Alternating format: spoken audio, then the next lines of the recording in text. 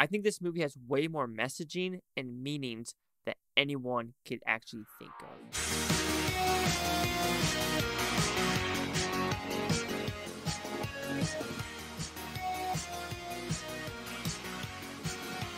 Chase Liaki here at the Blue Futon reviewing The Boy and the Heron. What's about? Pretty simple premise is that a boy who lost his mother during a fire accident. However, he's manifesting weird things about this tower. Is that his mom, his sister, these old grannies? Grief comes into play. And what is going to happen in this multiverse, if you want to put it that way, story of this little boy and his heron and these peacocks. I think that's what they're called. Not peacocks. I'm just an idiot. But other birds. What I learned also, birds are assholes. Period. End of subject. However, like I said in my first reaction, I had to do research. And there's also weird things about, the bird symbolizations, like the heron. It symbolizes the independence and wonder of nature, which must be preserved against the destructive forces. So you're thinking, okay, does that bird have to do anything with his past? Because this boy is trying to understand grief of his mom passing. And then all of a sudden, he has a new mother that's the younger sister of his mom. So that might be a psychological mess up that he's thinking about. Also, his dad's kind of gone doing the factory thing, making plane parts, for kamikaze pilots. And then also you got to think of these grannies that are trying to do something to help him or shield him. There's a lot of hidden messages overall. So this is great uncle. Like I said, birds are assholes because they want to eat him. There's so many different themes in this story that it just makes you think, like, am I missing something? So let's talk about the actual movie itself. I really enjoyed it. The hand-drawn animation of this is freaking amazing. I want to say this is all hand-drawn, even though I think there is a little bit of 3D animation, especially when he's opening the curtains for the delivery room. But things like this, like you rarely see movies like this. Like, anime does it a lot, like the Shusumis, this, Kiki Kaiju. I don't know what I'm saying. I'm not a really anime person, so Kuku Kaiju. I saw that in movies this year. Also, Psycho-Pass. So I do see animated movies when they're in theaters. I want to call this an anime per se. I would call it more an animation movie that's hand-drawn. And like I said, it's freaking gorgeous. Like, there is totally different animations what I'm getting at. So when they first open the movie with the fire scene, I think that's the most haunting because first you see him in a different drawing. Then if you look at the background characters, they're almost morphosizing. Like, their mouths are going everywhere. Their faces are being, like, just disintegrated. It's really, really haunting. And then you have the embers, which look more like 3D animation. And like I said, the delivery room, when he opens the curtain, that curtain has a very unique look to it. And I think the style of the movie is pretty cool, especially there's one where they go to the delivery room, there's this fan. I think that's very unique and different. Also, the birds. I think it's a hysterical thing where the birds are in this one world, but when they come to the real world, they come into normal birds. I think that's pretty funny, hysterical, and the birds just love to shit on place. I don't know if it's anxiety shit or birds are like, oh, I'm changing bodies, so I gotta poop everywhere.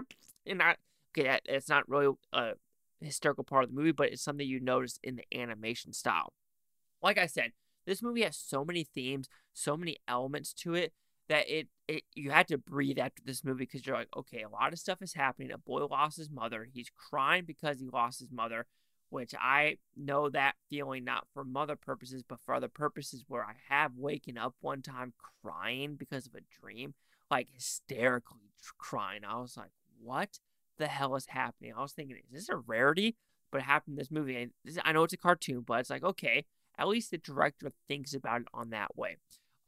Yeah, there's so many themes. Like I said, there's the thing of, there might be a theme of religion, God, heaven, afterlife, grief, grievances.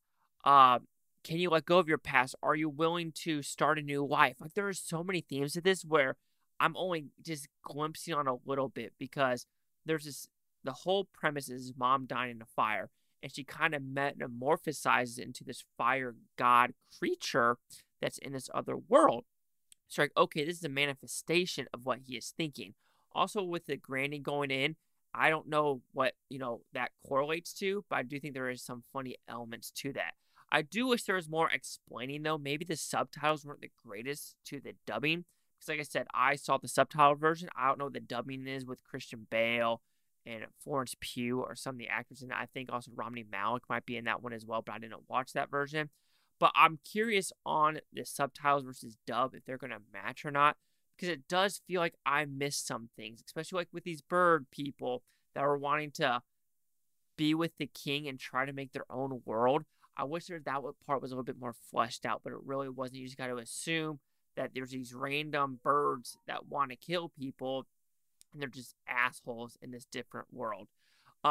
Yeah, that's what I think. I wish it maybe the American audience versus Japanese audience. Like I said, the language barrier could be there for me trying to understand everything going on, and wish I had a little bit more oomph to some of the characters. Like I said, I like the granny character. I do really wish she got a little bit more screen time. Also, the sister, there's a scene where she gets really mad in the delivery room, and I wonder why.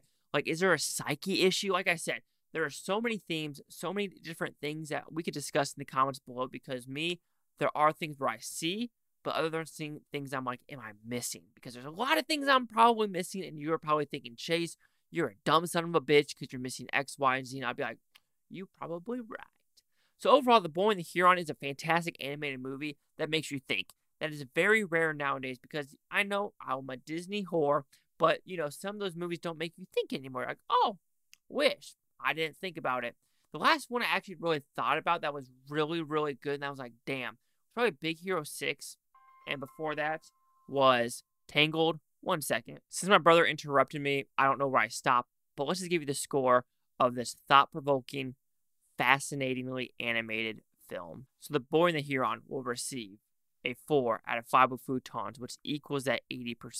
So let's see the critics' news scores gave this one. So have critics 96% with 134 of them.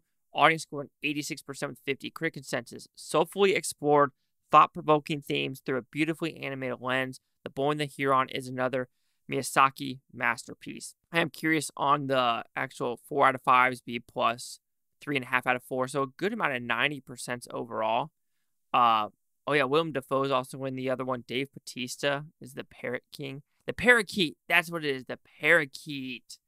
Not a peacock. Anyway, 80, 86, 96. Chase Liaki here at the Blue Futon. Like, comment, subscribe. One of the things, Blue Futopia. You Blue Futon, have a great day. Now you can watch this tape tomorrow, week from now, a month from now, a year from now, every single freaking one of you. And seriously, let me know in the comments below what I missed in this film.